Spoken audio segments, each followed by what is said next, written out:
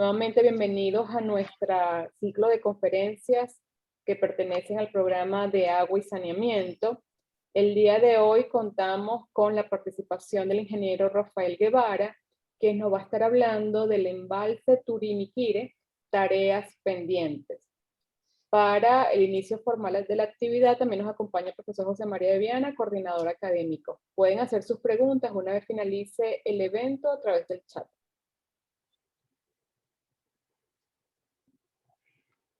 Muy bien, buenos días, bienvenidos a todos. Hoy tenemos una ocasión muy especial. Tenemos a Rafael. Rafael tiene una afección en la laringe muy grave, entonces va a tener dificultades para hablar, pero ella está haciendo un esfuerzo, salió del hospital para estar con ustedes hoy, y lo cual le agradecemos mucho. Hoy vamos a hablar del oriente de Venezuela. El oriente de Venezuela tiene un enorme tesoro, que es que tiene un embalse en la cota 300 que regula 20 metros cúbicos por segundo. En el Alto Neverí, un aprovechamiento de ese tamaño significa que regula más caudal inclusive que Camatagua, que es el embalse más grande que tenemos aquí en la zona central. Y me llama mucho la atención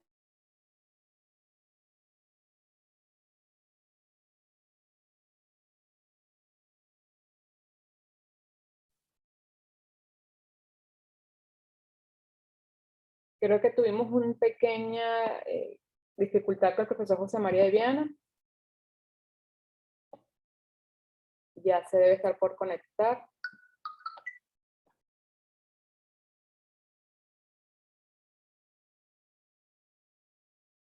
fue el puente Rafael Urdaneta, que tenía un impacto extraordinario y fue fundamental para la integración de Maracaibo con el país. Pero otra menos conocida es que en 15 meses se construyó una aducción desde el embalse Clavellinos a Margarita.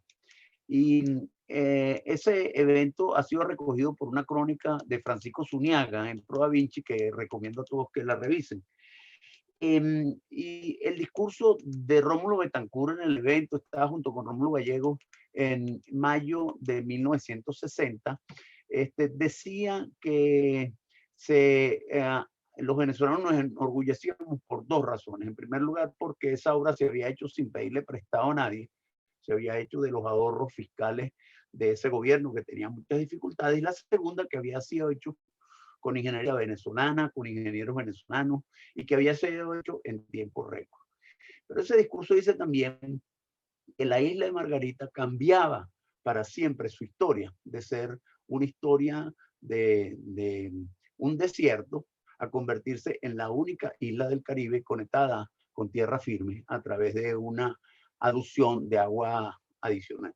Como va a contarnos Rafa en la presentación, posteriormente en los años 80 se construyó un enorme embalse de Turimiquire, se conectó a la isla nuevamente con dos tuberías adicionales, una en respaldo de otra. Y esa obra fundamental, no solamente para Margarita, sino también para Cumaná y la conurbación de Barcelona, Puerto La Cruz, casi desde su puesta en operación tiene una fuga muy importante. Hoy tenemos a Rafael. Yo quiero recordar y compartir con ustedes que en el año 95 el Ministerio del Ambiente contrató a un experto mundial en presas de enrocado, el doctor Barry Coop, estuvo con nosotros, y yo fui a la reunión justamente con Rafael y con Luis Miguel Suárez, que son dos profesores de este curso. Y conversando con el doctor Coop, nos dijo: ustedes no necesitan llamarme más, porque estos dos ingenieros que están con ustedes son autoridades mundiales en el tema de enrocado. Hoy le hemos pedido a Rafael que nos cuente la historia de por qué una filtración muy importante en un embalse fundamental para el oriente del país tiene prácticamente 30 años, y a pesar de que hemos tenido varias intervenciones no lo hemos podido resolver, pero muy especialmente para que nos diga qué es lo que habría que hacer para ponerla en funcionamiento. Si les parece, entonces voy a compartir. La presentación está grabada. Rafael, ¿tú querías decir algo o arrancamos con el video? Dale, vamos a arrancar con el video. Rafael va a tratar de responder preguntas posteriormente. Esperamos que se escuche bien.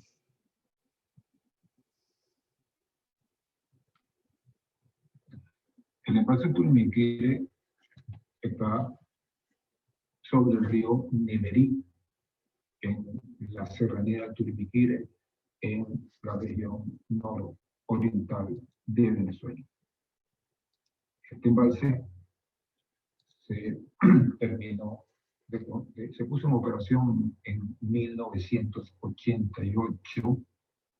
La presa que ustedes ven acá se terminó en 1983 y esta presa ha venido teniendo filtraciones importantes durante los últimos 30 años, donde también se han hecho unas 8 intervenciones importantes. Esto es el motivo principal de nuestra charla del día de hoy. La capacidad a nivel normal del embalse Turimiquire a cota 328.8 metros sobre el nivel del mar, es del orden de los 424 millones de metros cúbicos. Tiene un caudal regulado de 21 metros cúbicos por segundo. El caudal medio también del río Neverí en ese sitio de presa es del orden de los 21 metros cúbicos por segundo. La cota mínima de operación del embalse es de 275 metros sobre el nivel del mar. Y inmediatamente agua abajo de la presa, las canalitas, hay una planta de potabilización que está a cota 272 metros sobre el nivel del mar. La capacidad de esta planta es de 15 metros cúbicos por segundo, aunque opera para 4.5 metros cúbicos por segundo. A lo que se estén preguntando por esta diferencia es lo siguiente. Originalmente esa planta se diseñó para tratar toda el agua que salía del Turimiquire y enviar agua por tubería hacia la conurbación Barcelona-Puerto La Cruz-Guanta y hacer el envío también hacia Margarita. Sin embargo, posteriormente no se construyó la tubería entre Clavellinos y Barcelona, ya vamos a ver cómo se lleva el agua, y por tanto, y el agua de Turimiquire se trata en otra planta en Barcelona, y por tanto esta planta solo trabaja para 4.5 metros cúbicos por segundo. Bueno, así pues la conducción a Barcelona Puerto La Cruz se hace de la siguiente forma. Se suelta el agua del río por unos 25 kilómetros, luego hay una toma que se llama la toma de Caratal, que lleva el agua que saca del río, que viene del embalse de Turimiquire y de la misma cuenca de esa parte del río Neverí, y entra al canal de Caratal, llega a un sitio que se llama Curaguaro o el Rincón, que tiene unos 16 kilómetros de longitud de ese canal y tiene la capacidad de los 4.5 metros cúbicos por segundo. Aunque el canal ha sufrido bastante daño y requeriría una rehabilitación. Está el túnel de Huamacán, que tiene una longitud de 12.8 kilómetros, un diámetro medio de 3 metros, y que tiene una cota de salida, una taquilla de 258 metros sobre el nivel del mar. Este túnel de Huamacán va hacia el norte y es que va a conducir agua hacia Cumaná, Margarita. Hay una conducción superficial desde la salida de Huamacán hasta la costa, bueno, 2 veces a la costa, tanto la costa cerca de Cumaná como Araya, que tiene una longitud de 34 kilómetros, un diámetro de 1800 milímetros y tiene una capacidad de lona de los 3.500 litros por segundo con C90, estimado con C90. La conducción submarina Margarita tiene unos 35 kilómetros, 2 tuberías de 960 milímetros y con un estimado de una capacidad de conducción estimada de 1.750 litros por segundo. Aunque se reporta recientemente de 1.600 litros por segundo y hasta menos.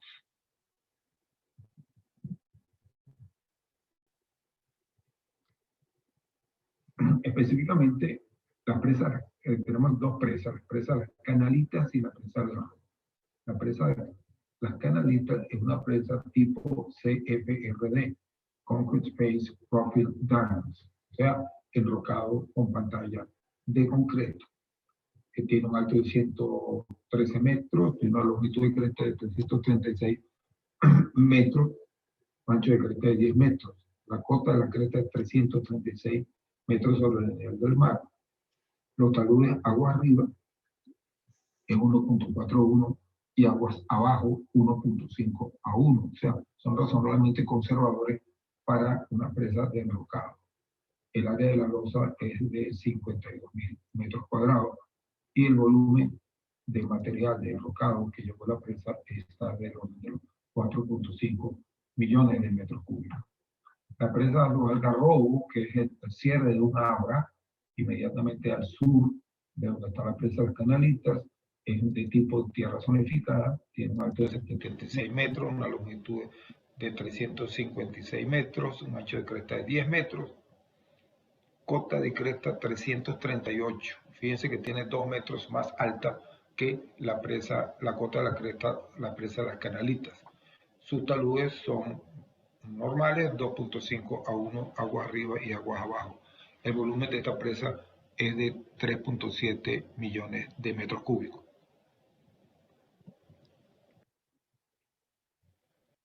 Acá vemos una imagen Google del embalse. En un momento dado vemos acá la presa de las Canalitas que ya describimos, presa de enrocado con pantalla de concreto.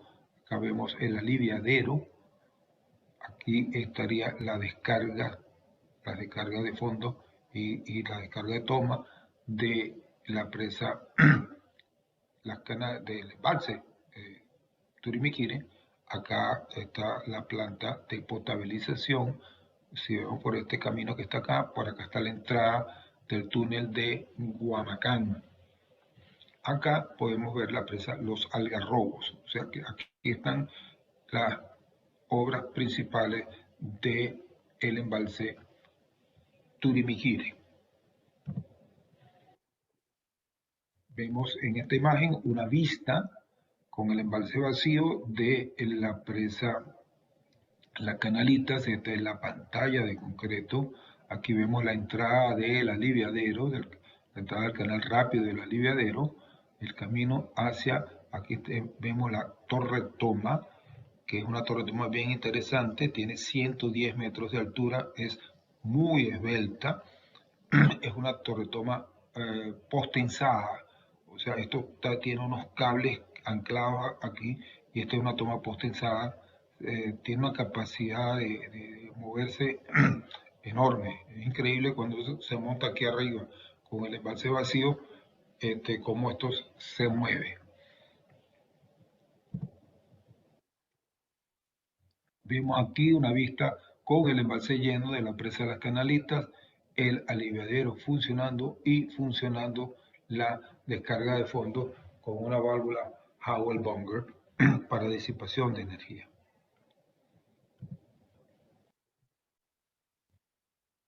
Aquí una imagen un poco rupestre, si se quiere, de la sección típica de la presa de las Canalitas. Aquí hay que decir lo siguiente: los documentos de como construido de las obras del embalse Turimiquiri, principalmente la presa de las Canalitas, la Torre Toma, etc. Eso fue construido por un consorcio que se llamaba Consorcio Turimiquiri, entre la firma venezolana Precomprimido y la firma de California Guy Atkinson.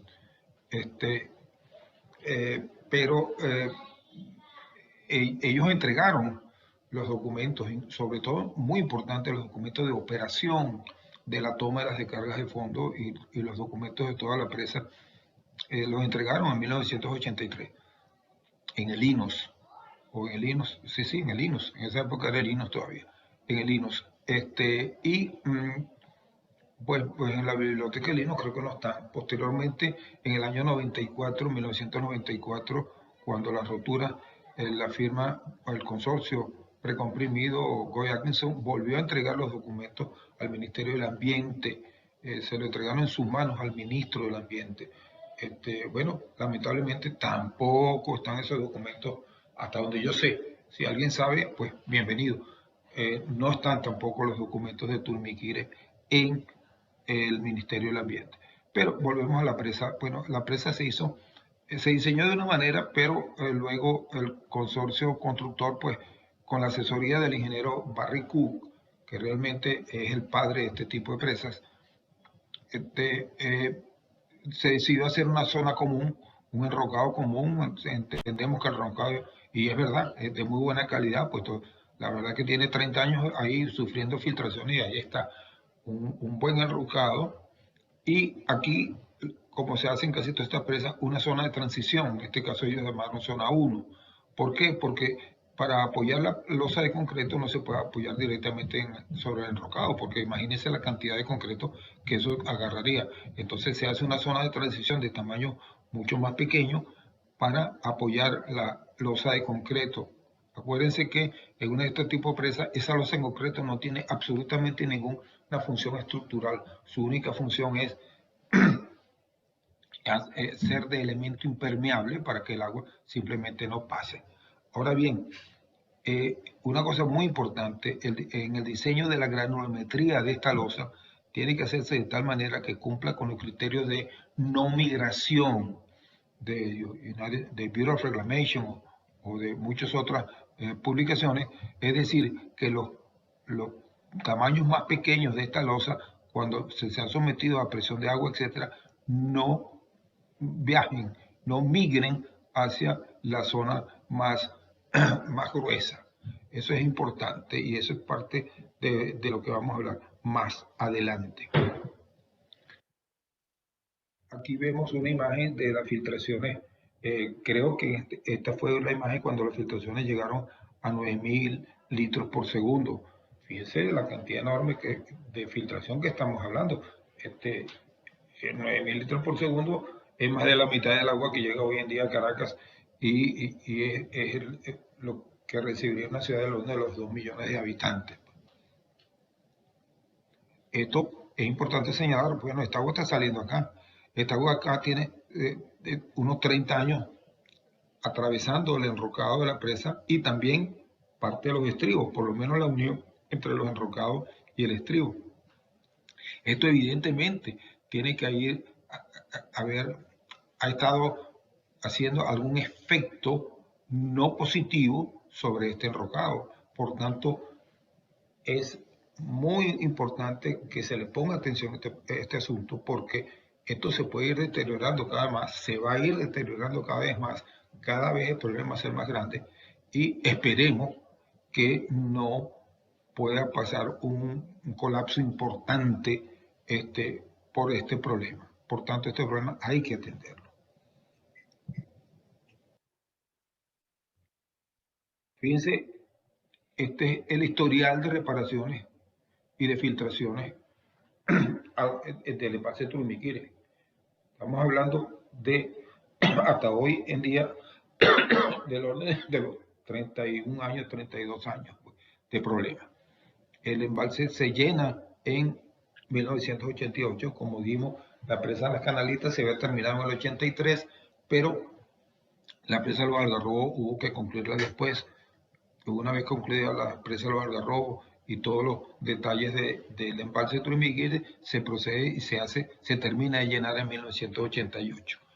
Pero ya en agosto de 1999, 2 años después, empiezan a aparecer unas filtraciones de 300 litros por segundo por el estribo izquierdo. O sea, se detecta que el problema está en el estribo izquierdo, se hace reparación con arena y arcilla y se logra controlar un poco. Sin embargo, 2 años después, ya en agosto del 94, las filtraciones estaban en el orden de los 2.500 litros por segundo. Se hace una reparación con grava y arena, con una granulometría que recomendó el doctor Barry Cook, y se fue metiendo ese material con tubería, todo esto bajo agua. O sea, se buscó unas balsas que se trajeron que estaban en Guri. Esas balsas se pusieron ahí, se trajo la granulometría con tubería, haciendo un efecto trimming, ¿no? Se metía el agua, se metía el material gravo arenoso y se llegaba a la rotura, la misma succión del agua llamaba el material y se fue llenando. Y fíjense que se fue bajando con este material de 2.500 a 670 litros por segundo. Aquí yo quiero hacer un comentario que es el siguiente. Nos tocó vivir de cerca esta reparación y fue lamentable porque la firma que estaba haciendo la reparación, la empresa que estaba haciendo la reparación, que era la misma que había construido la presa, que se ofreció a hacerlo, el consorcio Turimí-Quire, en un momento dijo, bueno, mire, se me acabó el presupuesto, pero necesitamos seguir poniendo material para ver si terminamos el trabajo completo, porque no hemos llenado la oquedad. Bueno, ¿qué pasó? Que el ministerio dijo, no, bueno, no tengo recursos y personalmente oí a gente del ministerio diciendo, no, esa gente lo que quiere es ganarse más dinero, que quiere que le aumenten el contrato. Eso fue lamentable porque, bueno, simplemente hubo que, después de haber traído aquella balsa del Guri, etcétera, pues desmontar todo aquello sin haber terminado el trabajo por no aprobar un incremento de contrato que en este caso, en mi opinión, era totalmente justificado. Seguimos y en agosto del 96, 2 años después, ya las filtraciones están en 3.170 litros por segundo. Hubo una reparación que nos dio la naturaleza porque hubo un derrumbe en el estribo izquierdo y una vez que pasó ese derrumbe que tapó la zona donde estaban los daños en el estribo izquierdo, se bajó la filtración a 1.255 litros por segundo.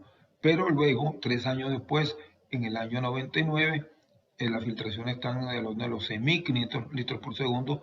Se procede a una reparación con gravedad donde logra bajarse un poco en la filtración, pero no se cierra totalmente. Un año después, en julio del 2000, el Ministerio del Ambiente decide que ya la filtración está en 4.500 litros por segundo, aunque fíjense que había bajado un poco, pero hace una reparación con geomembrana Siman XR5, una área de 450 metros cuadrados. Eso fíjense que no era un área muy grande, un área de 450 metros cuadrados, hacen la reparación, pero esta reparación, bueno, al final pues no produjo el efecto que se quería. Y ya en septiembre de 2007, o sea, 7 años después, se miden filtraciones del orden de los 9.800 litros por segundo. Eso, por supuesto, crea una tremenda alarma.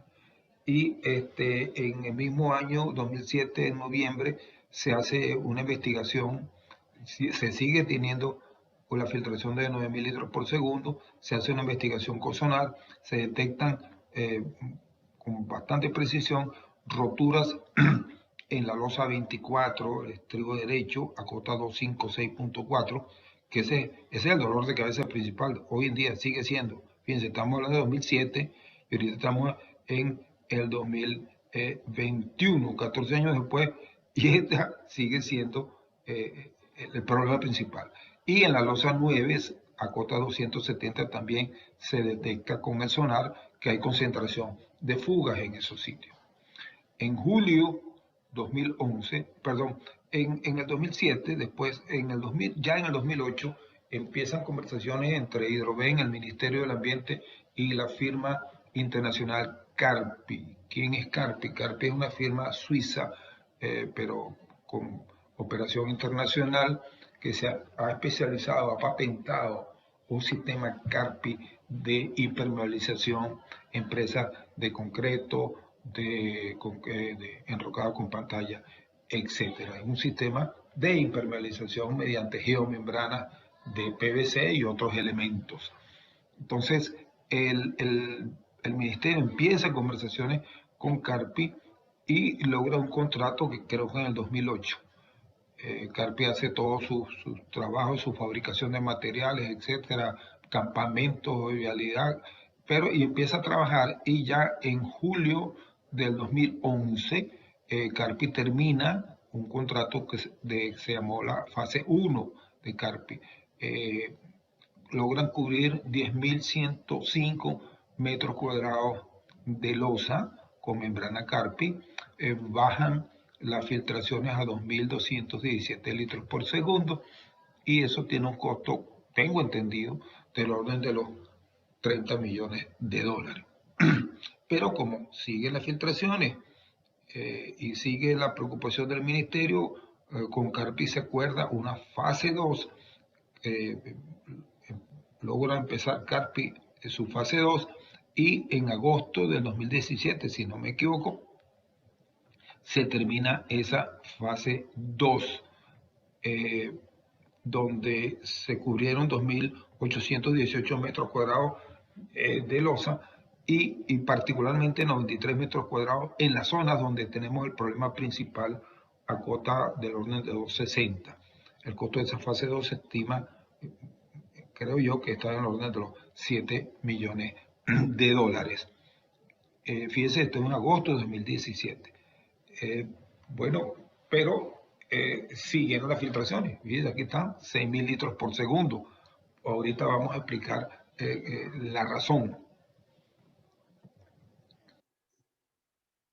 Acá está un plano de construcción de Carpi.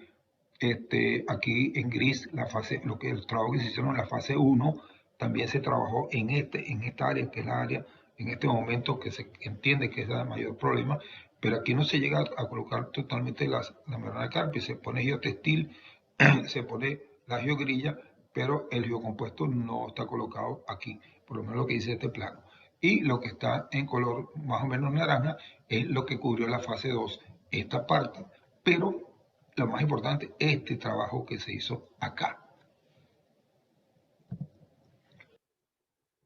Aquí vemos en la parte esa que se señaló ahorita, la más pequeña, donde el propio plano de Carpi habla del cráter A, cráter B y cráter C.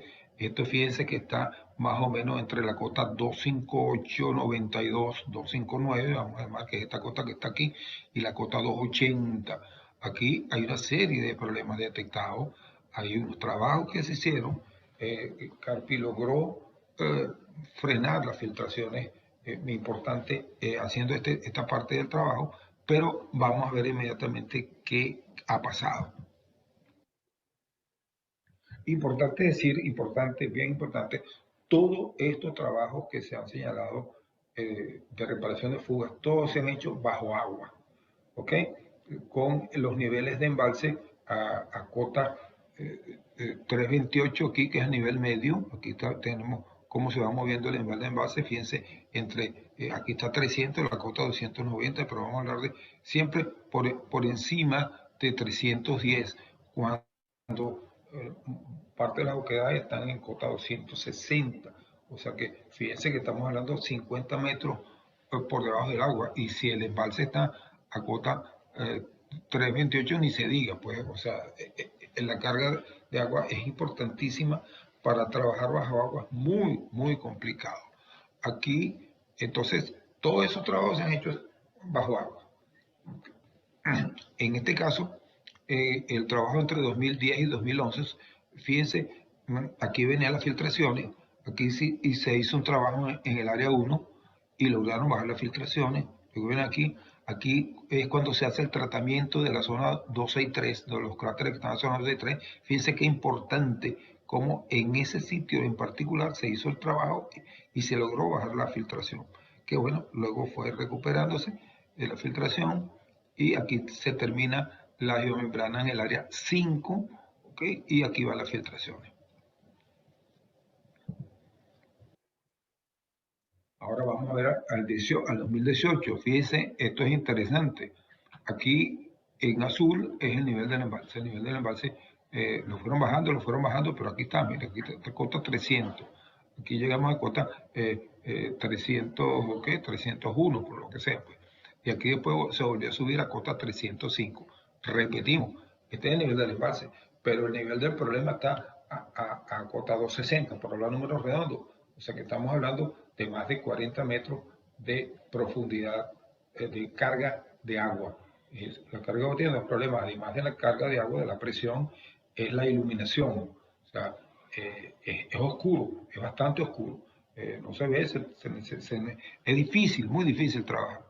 Pero fíjense aquí, entonces, viene bajando el embalse, sin embargo, mira, el embalse bajando y las filtraciones subiendo, se arrancan los trabajos, aquí estamos en junio en junio del 2018, bueno, aquí se van estabilizando, se logra bajar y viene aquí, oye, qué bueno, pero de repente se vuelven a subir las filtraciones y fíjense acá, que inclusive el embalse bajando, ¿verdad? Y las filtraciones mantenidas, y aquí claro, el embalse subió un poquito, pero subieron mucho las filtraciones. Se cree que pasó o parte de la explicación de lo que pasó. Fíjense, primero, bueno, para los que no son muy conocedores de esto, acuerden, volvemos a lo mismo, aquí está el enrocado principal de la presa, que es un enrocado de tamaños grandes, pues, y que se pone en capas de 1 metro, de 1 metro de 90 centímetros, de 1 metro de espesor, o 1,40 m inclusive. Aquí hay un enrocado donde el tamaño máximo está del orden de los 90 centímetros, un tamaño medio de 20 centímetros y un mínimo de 2 centímetros. Este es el enrocado grande del cuerpo de la presa. Aquí tenemos la zona 1, esta de transición para el apoyo de la losa, pero zona 1, que tiene tamaño máximo de 18 centímetros, tamaño medio 4 centímetros, mínimo de 0,6 centímetros. Esta zona aquí originalmente tenía 5 metros en este sentido, unos 9 o 10 metros en este sentido. Repetimos, esto es para el apoyo de la losa, pero que tiene que ser diseñada de tal manera que los tamaños el material cuando es sometido a presión de agua, no migre entre los vacíos de esto y se creen oquedades. Bueno, se cree pues, que ha pasado que sí, que durante todo este proceso de roturas, filtraciones, ha habido migración y hay oquedades bajo la losa. ¿Cuántas oquedades? No se sabe todavía. Eso es parte de lo que se quiere hacer, pero revisarlo muy bien en seco. Pero, ¿qué pasó con la última reparación de Carpi? Bueno, fíjense, imagínense que aquí tenemos una parte de oquedades, pues no necesariamente así. Y aquí está una parte de la losa rota.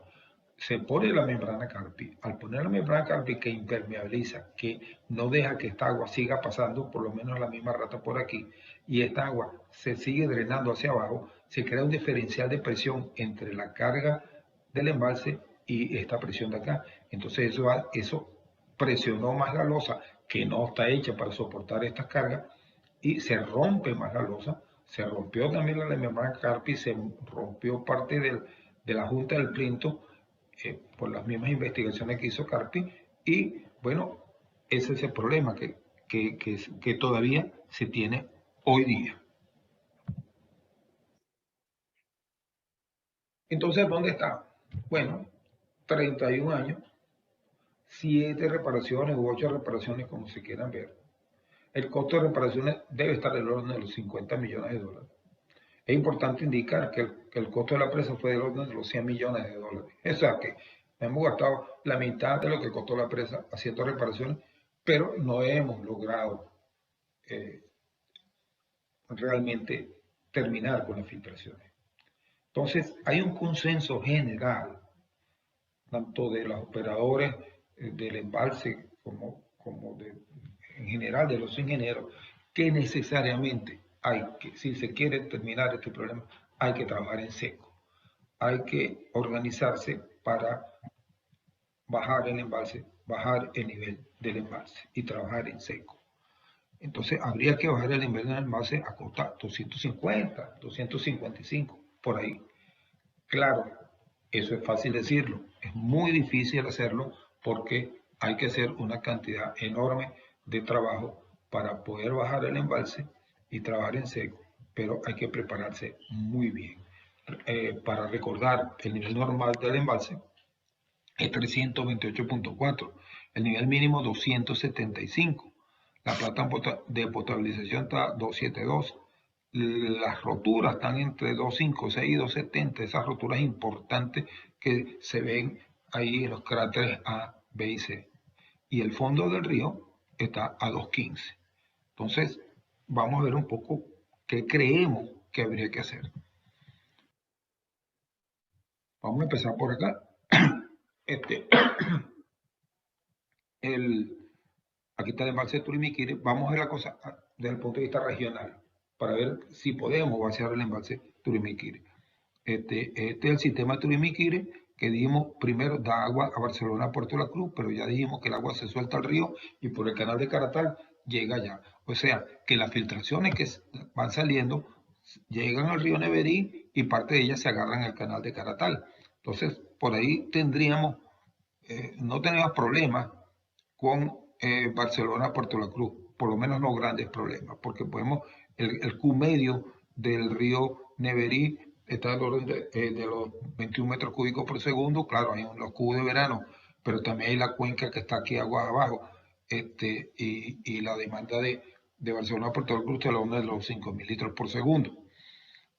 Luego, lo que es importante es que esta agua que está acá en Neverí pasa por el túnel de Guamacán, viene por esta tubería que ya describimos, aquí se bifurca en dos, pasa a la península de Araya y llega acá. Este es el sistema de Turimiquiri. Si trancamos el agua acá, si no tenemos agua acá, entonces tenemos problemas con Cumaná y alrededores, con este pedacito de Araya y principalmente con la isla de Margarita. Pero, como conocemos, pues tenemos una cosa que no está todo mal, que aquí está el embalse Clavillino. El embalse Clavillino inclusive se hizo antes que el embalse Turimiquiri. El Turimiquiri se puso en funcionamiento en 1988 y Clavillino es 20 años antes, en 1968 se pone Clavillino en funcionamiento. Entonces, este es un embalse, ya vamos a ver sus características, pero que tiene originalmente vendía con esta tubería, de una tubería directo para coche, y la otra que iba acá hacia por la Margarita. Adicionalmente, hay que decir que recientemente, hace pocos años, se hizo una tubería adicional, paralela, que se llama la tubería Luisa Cáceres de Arismendi, que es una tubería muy nueva, que también dedicada, entonces se va a dedicar a llevar el agua Margarita y dejar la tubería vieja para otros usos que se habían creado en el camino.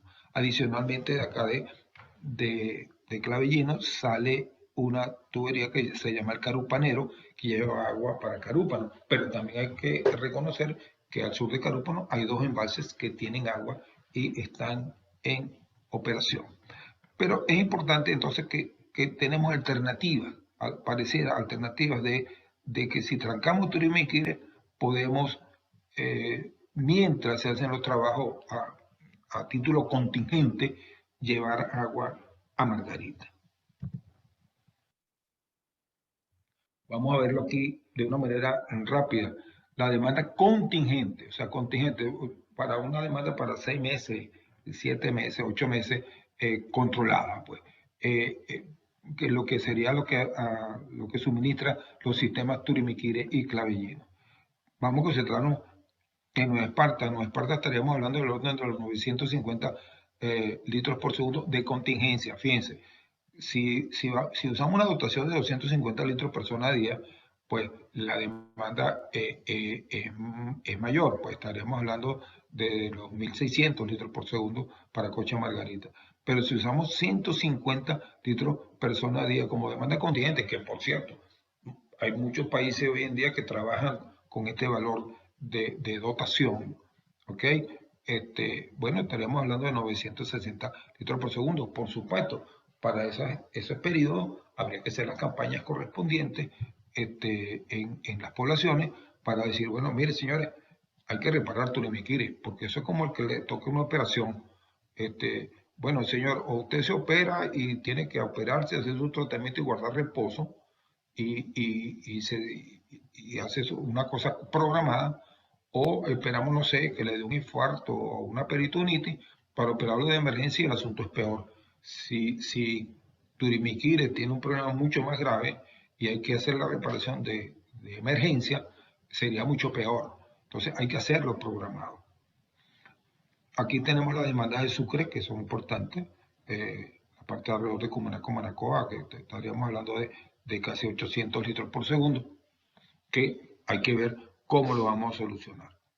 La parte de Anzoátegui no hay problema porque ya dijimos que el agua se va a soltar al río Neverí, tal como se hace actualmente. Entonces, Clavellinos es bien importante. En Clavellinos hoy en día es un misterio, o sea, uno trata de averiguar un poco más sobre Clavellinos y no hay forma de conseguir información, pero habrá que conseguirla. Pero vamos a ver por los datos de diseño de Clavellinos que aparecen en la revista del Ministerio de Obras Públicas. A nivel normal, cota 296, Clavellinos tiene una capacidad de 131 hectómetros cúbicos y tiene un caudal regulado de 14 metros cúbicos por segundo, o sea que Clavellinos da bastante agua, o sea, sobrada agua para el problema que tenemos. Si no hay el problema, se ha dicho que hay un problema con la válvula de carga de fondo que está botando el agua y por eso el envase Clavellinos, que no se había vaciado nunca, se vació hace pocos años. Bueno, hay que averiguar, hay que ver qué es lo que está pasando ahí. La planta de potabilización de Clavellinos está a costa 12,2, fíjense, está 10 metros nada más baja que la planta de potabilización de Turimiquire y tiene una capacidad de 2.000 litros por segundo. Y eso no incluye el Carupanero, o sea que aquí podríamos tener agua suficiente, por lo menos en fuente, para enviar allá. La aducción Luisa Cáceres, que es la que recientemente se concluyó, tiene una longitud de 57 metros, un diámetro de 1.370. La conducción submarina, la vieja, pues la que se hizo en 1960, tiene 23 kilómetros con un diámetro de 750, una capacidad estimada de 800 litros por segundo, trabajando con 75 C75 y considerando la cota de la planta de potabilización de 262. Pero han reportado que no, que esa condición nada más está pasando 450 litros por segundo. Es importante, muy importante, que estas mediciones hay que hacerlas. Hay que hacer mediciones de todas esas tuberías y tener valores medidos. Pero quiero resaltar aquí la conducción submarina de diámetro 1370 tendría una capacidad de 2.360 litros por segundo. Oye, si pudiéramos contar con esa condición, con esa conducción submarina de Luisa Cáceres de Aizmendi, entre Chacopata y Margarita, bueno, sería ideal, porque tendríamos capacidad sobrada para poder trabajar Turimiquire. Aquí estaría esa conducción, aquí, imagínense, podríamos hacer esta tubería que se puede hacer, entiendo que está programada a hacerla o proyectada a hacerla con tubería de polietileno de alta densidad, PAD. Sería ideal, porque aquí tenemos las tuberías PAD para hacer el tramo hacia la isla de Coche. Esos tubos se compraron y el ministerio tiene propuestas de firmas venezolanas para ejecutar esta tubería. Podría ser, no estoy seguro que también tenga propuestas para hacer el tramo de 1370 milímetros hacia Margarita, pero esta sí estoy seguro que lo tienen por una técnica que hoy en día es bastante conocida, que es trabajar con tubos de PAD y con lastres, de tal manera de ir colocando las tuberías en el fondo, y se conoce que esto es un trabajo que se puede hacer muy rápido, por supuesto. Hay que tener los recursos financieros. Entre las fuentes de Margarita que tenemos que analizar con mucho cuidado y revisar para en relación a parar Turimiquire, a bajar el nivel del embalse de Turimiquire, por ejemplo, están las desalinizadoras. Esta lista que está acá son desalinizadoras que se hicieron en Margarita entre el año 2017 y 2018, o sea que son plantas nuevas. Aquí hay 29 plantas desalinizadoras que construyó una empresa venezolana, constructora Bampe, en Margarita. Pero tenemos información que esas plantas, imagínense, aquí hay una en Guacuco, una en Guamache, por decir algo, La Galera, Boca del Río, 29 plantas que se construyeron recientemente y no están en operación. porque Hidrocaribe o nadie las ha querido recibir, por supuesto, porque ello implica costos de combustible, costos de personal, costos de operación y mantenimiento. Pero adicionalmente a estas 29 plantas, conocemos, muchos de ustedes conocen que hay muchísimas plantas privadas en Margarita. Los hoteles tienen plantas, muchas urbanizadoras tienen urbanizaciones tienen plantas, o sea, hay muchas plantas desalinizadoras en Margarita.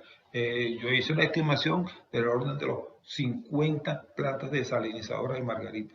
Si a esas 50 le ponemos un Q medio de, qué sé yo, de 8 litros por segundo, estaremos hablando de 400 litros por segundo en plantas desalinizadoras. Por supuesto, hay que operarlas. Por supuesto, tiene un costo, pero estamos hablando de un manejo contingente. Si vemos entonces el balance, los embalses en la isla de Margarita. Todos sabemos que en Margarita hay 3 embalses, San Juan, Guatemala y La Asunción. Probablemente esos embalses están prácticamente abandonados. Pero aquí tengo los datos de diseño de esos embalses. O sea, San Juan 110, Guatemala 100, La Asunción 115. Bueno, vamos a suponer que no sean esos los caudales que se puedan sacar de esos embalses, pero probablemente o valdría la pena con este asunto de Turimiquire revisar esos embalses, rehabilitar lo que se pueda rehabilitar y tratar de aprovechar al máximo posible. Entonces, si hacemos un balance, decimos, bueno, ok, la demanda contingente sería de 950 litros por segundo. Del sistema clavellino, lo más bajo que se ha reportado, entendemos que es 450 litros por segundo, aunque repetimos, hay que medir. Si se calcula con un coeficiente de ergosidad bastante bajo, está al orden de los 800 litros por segundo. Pero, importante, si contáramos con el tramo submarino de la Luisa Cáceres de Arismendi, tendríamos una capacidad de transporte de 2.360 litros por segundo, lo cual sería ideal. Los envases de Margarita, bueno, esto que está acá suma 325. Suponte que no sean 325, que sean 100. Bueno, son 100 litros. Y los pozos de la desalinizadora, aquí tenemos unos 360. Bueno, ponte que sean 300. Pero bueno, aparentemente podríamos manejar de manera contingente las demandas de agua de Margarita mientras hacemos el trabajo en Turimiquire. Volviendo a Turimiquire, esta es una curva de área de capacidades, no es la original, habría que buscarla. Esta es de una tesis de la Universidad Católica Andrés Bello. Fíjense que ellos arrancan aquí en 250, bueno, será un poquito más abajo, pero el fondo del embalse está a 215. Pero es importante señalar lo siguiente, ciertamente a nivel normal, ok, tenemos una capacidad superior a los 400 millones de metros cúbicos, pero nosotros podemos ir bajando el embalse. Repetimos, es bien importante, se va a ir bajando el embalse. Mientras se va bajando el embalse, se van haciendo las reparaciones mientras se baja el embalse. Y se van haciendo reparaciones, imagínense, vamos siguiendo mi cursor, vamos haciendo reparaciones, y aquí, ok, ya estamos en el orden de los 100 millones de metros cúbicos de capacidad nada más en base. Bueno, vamos haciendo esas reparaciones. Como las reparaciones importantes se entiende que están entre la cota 260 y 280, bueno, se va haciendo todo hasta que se haya que bajar el embalse, esta parte del embalse, estos 20 metros últimos, estos 20 metros del embalse para hacer las reparaciones, pero si ya todo esto está hecho, este periodo de bajar el embalse, por ejemplo, de 280 a 260, pues será mucho más corto. Será mucho más corto, hay que hacer una programación muy detallada, muy exhaustiva, para que esos trabajos se puedan hacer en tiempo corto. Pero, repetimos, no será fácil, no es un trabajo fácil, pero es un trabajo que se puede estudiar, se puede analizar y se puede hacer para poder hacer las reparaciones en seco. Ok, bajamos el embalse. ¿Qué hacemos? Bueno, aquí hay una imagen de otra presa en otra parte del mundo que tuvo esa cantidad enorme de daño. Pues se bajó el embalse, se reparó la presa, se reparó todo y se volvió a subir el embalse. Y bueno, se solucionó el problema. Aquí hay Esta es una rotura muy importante, aunque esta gorrita que está aquí es venezolana porque es mi gorrita. Esto es en otro país de Sudamérica donde se rompió esta losa en un embalse también, en una presa de enrocado con pantalla. Esto es una parte de la rotura, hubo mucho más rotura. Bueno, esto obviamente se bajó el embalse, se hicieron las reparaciones al concreto, luego se cubrió todo con una membrana Carpi y bueno, ahí está operando el asunto. Y se logró solucionar. O sea que sí se ha hecho trabajos similares en muchas partes del mundo, pero en seco. Y se ha logrado bastante éxito.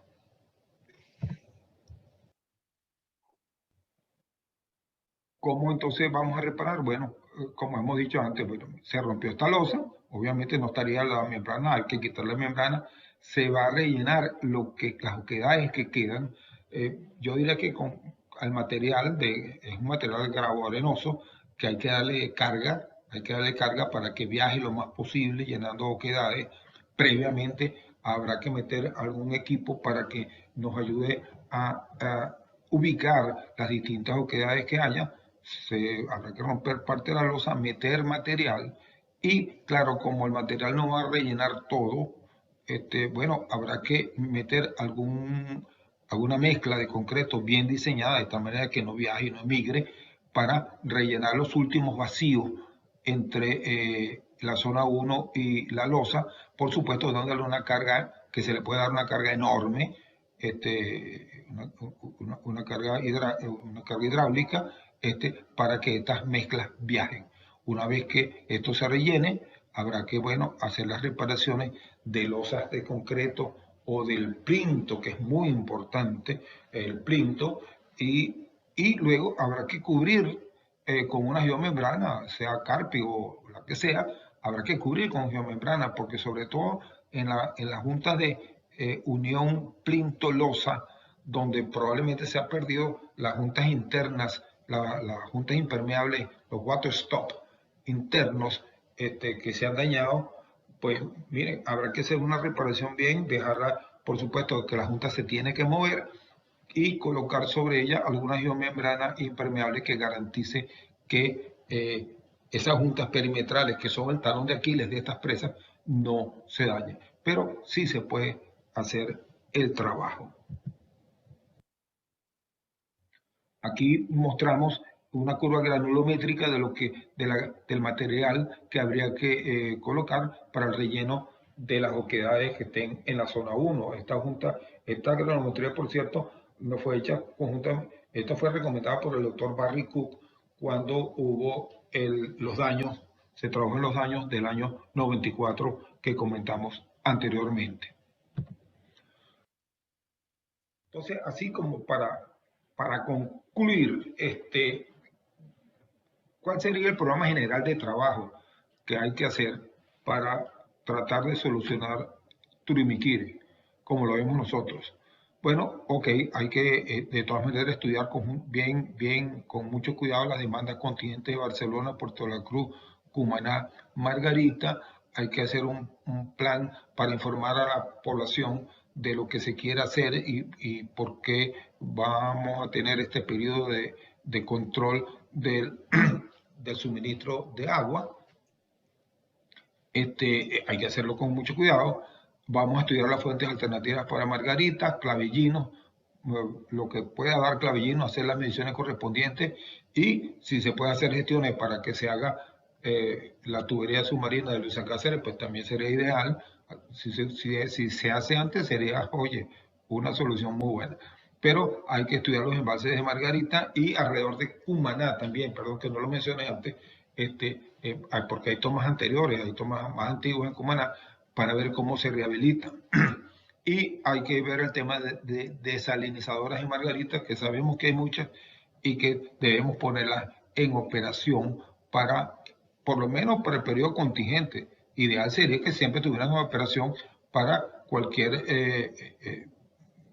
necesidad puntual que haya. Habría que tener las desalinizadoras a punto. Claro, eso implica vigilancia, eso implica un cierto mantenimiento, pero eso hay que hacerlo. Luego, el estudio del vaciado del embalse. Hay que estudiarlo con mucho cuidado, por supuesto, hay que revisar la hidrología, que lamentablemente no hay mucha información, pero pues, se puede hacer unos análisis de hidrología, de cómo se movería o cómo estimamos se movería el embalse durante un año, año y pico que duren todos estos trabajos. Hay que estudiar lo de la rata de vaciado, cómo vaciarlo, tanto por los trabajos como por el asunto de vibración de la obra de toma, que ese es un tema que muchos conocemos, pero hay que tomarlo en cuenta y que está indicado. Hay que hacer los análisis de ejercidas durante, así como se hace cualquier desvío de un río de obra hidráulica, hay que hacer los análisis de ejercidas para periodos de retorno, qué sé yo, 20, 50 años, y estudiar también el manejo de las descargas.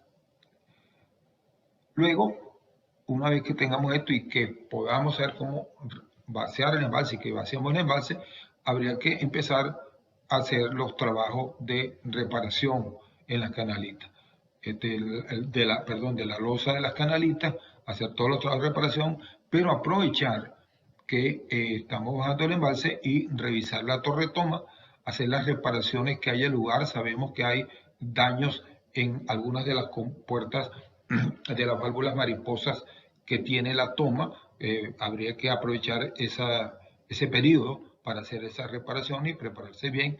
Y también hay que hacer una revisión del túnel de Guamacán y aprovechar y hacer las reparaciones que haya que hacer en el túnel de Guamacán. Por eso yo insisto que no se trata nada más de las canalitas, sino del embalse Turimbiquire. Entonces, una vez adelantado esto, pues seguimos con una planificación exhaustiva de los trabajos que se van a hacer previo a empezar a bajar el embalse. Tenemos que trabajar en la vialidad, en los equipos que hay que tener en sitio para hacer los trabajos, en tener un campamento apropiado, tener el recopilado del material que vamos a poner en la zona 1, tener los concretos normales y los concretos especiales que hay que poner, hacer los refuerzos que se puedan necesitar, las juntas que haya que reparar, etcétera, y por supuesto la geomembrana tipo Carpi, tipo otra que sea, pero necesariamente hay que saber que hay que poner geomembrana una vez que se hagan las reparaciones de la losa de concreto. Y siempre tener en cuenta que las reparaciones tenemos que hacerlas mientras vamos vaciando el embalse, o sea, no vamos a esperar a vaciar el embalse para iniciar las reparaciones, sino que se van haciendo las reparaciones de las cotas más altas a las cotas más bajas. Así pues, esta es una visión muy rápida y general de lo que creemos que hay que hacer en el embalse de Turimbiquire. Muchas gracias por su atención y quedamos para sus preguntas.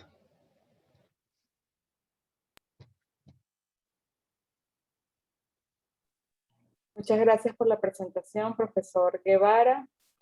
Vamos a abrir, usted me indica en función de cómo sienta la voz, y algunos estudiantes se han percatado, pero tenemos de Fernando de Carli la siguiente pregunta. Una vez vació el embalse, ¿se tienen estudios de en cuánto tiempo se puede recuperar?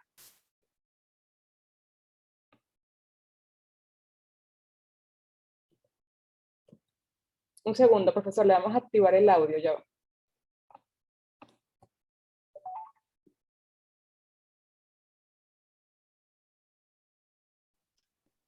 Micrófono, Rafa. Profesor, si puede quitar el... Ajá. Bueno, mira, hay que bajar el embalse, ya lo dijimos. Eso, y los trabajos, eso se pueden tardar, póngale un año. Bueno, después hay que empezar a llenar el embalse nuevamente. Bueno, eso se puede tardar un año más. Por supuesto, hay que hacer el estudio hidrológico con calma. Me disculpan la voz, estoy enfermo, tengo faringitis.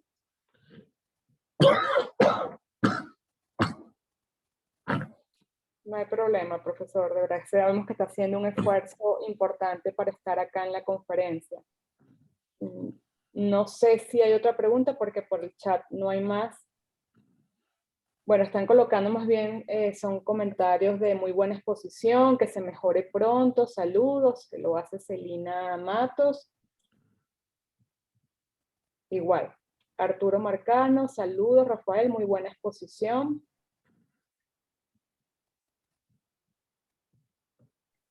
Hola Arturo, hola Celina, saludos. Montero, excelente manejo integral de los recursos hídricos de la zona. Gianfranco Morazzuti, saludos Rafael, un gran abrazo. Joana Córdoba, gracias profesor, muchísimas bendiciones, que se mejore. Roque García, felicitaciones, muy interesante su exposición. Tenemos una pregunta, Pascual Perazo, ¿hasta cuándo seguir tomando el riesgo? Buena pregunta, Pascual. Bueno, eso es un problema que hay que atenderlo de inmediato. Yo creo que tiene que hacerse ya. Porque como dijimos, si nos pasa una catástrofe, bueno, tú ni quiere, eso va a ser una catástrofe. Gracias, profesor. Bueno, de Claudia Muñoz, muchísimas gracias, excelente exposición, apreciamos su esfuerzo. María Isabel Fonseca, muchas gracias por la exposición, ejemplo de compromiso, que se mejore pronto. Aquí Omar me está diciendo que Juan Carlos Martínez hizo una pregunta, si me la pueden colocar nuevamente en el chat, la verdad con mucho gusto la leo. Vamos a... José Báez, saludo. Rafael, mejórate pronto. Dice, costos generales estimados para todo el plan de contingencia. No lo tengo todavía. Hay que estudiarlo.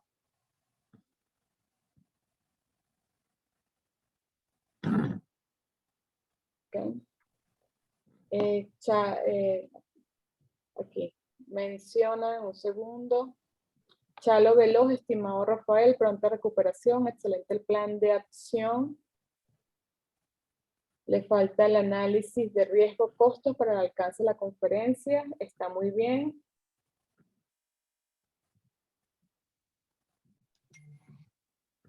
Acuérdense que esto es una charla, no es el estudio hay que hacerlo. Yo el caso es muy parecido al viaducto 1 de Caracas La Guaira. Ok, ahora sí tenemos la pregunta del profesor Juan Carlos Martínez. ¿Cómo se vaciaría el embalse? ¿Qué capacidad tiene la descarga de fondo? Como dijimos, el embalse hay que vaciarlo poco a poco. Ahorita de memoria no me acuerdo la descarga de fondo. Pero yo hice los números. Y si se puede, en unos 6 meses, se puede llevar el envase bastante bajo. Claro. Vamos a ir cerrando la ronda de preguntas. Hay que estudiar la hidrología, hay que estudiar bien la hidrología. Repito, esto es una presentación de ideas. El estudio hay que hacer. Sí, profesor. De verdad que muchísimas gracias a todos. Vamos a ir cerrando la ronda de preguntas y respuestas. Fernando de Carle, agradecido por el esfuerzo y por su pronta recuperación, profesor. De verdad que sí, en nombre de todo el equipo IESA, muchísimas gracias. Gracias, mire, yo salí del hospital y estoy aquí. Gracias, ¿verdad?, por estar acá, pero sí, vamos a ir cerrando para que el profesor termine de recuperarse. Muchísimas gracias por su presentación. Profesor José María, no sé si quiere dar unas palabras de cierre. No, verdad que agradecer mucho a Rafael, ¿no? Él ha hecho un esfuerzo enorme. Yo quiero decirte que este es un problema pendiente. Ese es el título de la conferencia. Es un problema importante, pero no se ha dejado de invertir dinero. Rafael dice bien, hemos invertido más de 50 millones de dólares y es un poco esos proyectos donde tenemos una enorme frustración porque hemos tenido competencia y capacidad nacional para enfrentarlo y resolverlo. Y es tan grave precisamente porque el proyecto de Luisa Cáceres Arizmendi, teniendo muchos más años que hacerlo que el presidente Rómulo Betancourt, pues 25 kilómetros de tuberías submarinas no están hechas. Entonces hay que decir las cosas por su nombre. Rómulo no tuvo que buscar ingenieros extranjeros ni ingeniería extranjera para poner una tubería de 70 kilómetros que llegó a la isla tan pronto como en el año 60. Quiero recordar que en solo 15 meses esa tubería estaba finalizada. Entonces, efectivamente, este problema es tan crítico precisamente porque nos falta la tubería Luisa Cáceres Arizmendi, la que era más importante, que es precisamente la tubería submarina. Allá tenemos hace 62 años una tubería que se colocó, que cambió la vida de la isla, pero que ya había tiempo y suficientes recursos para haberla construido.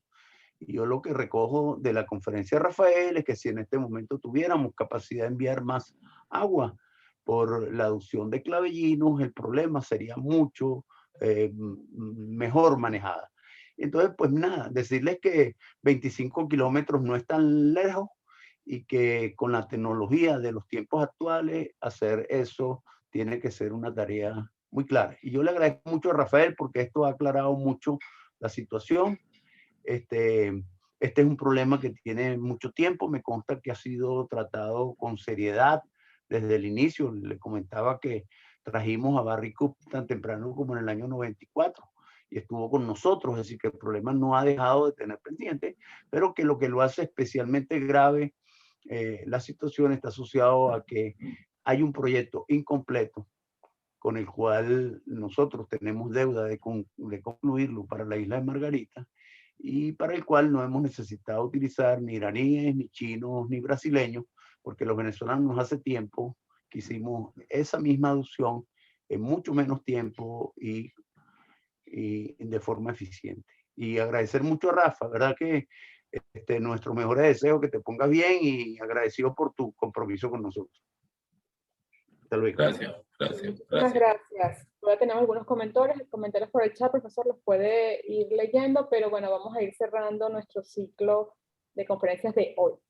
Feliz tarde a todos. Muchísimas gracias por su participación. Gracias. Que mejore. Muchísimas gracias. Gracias.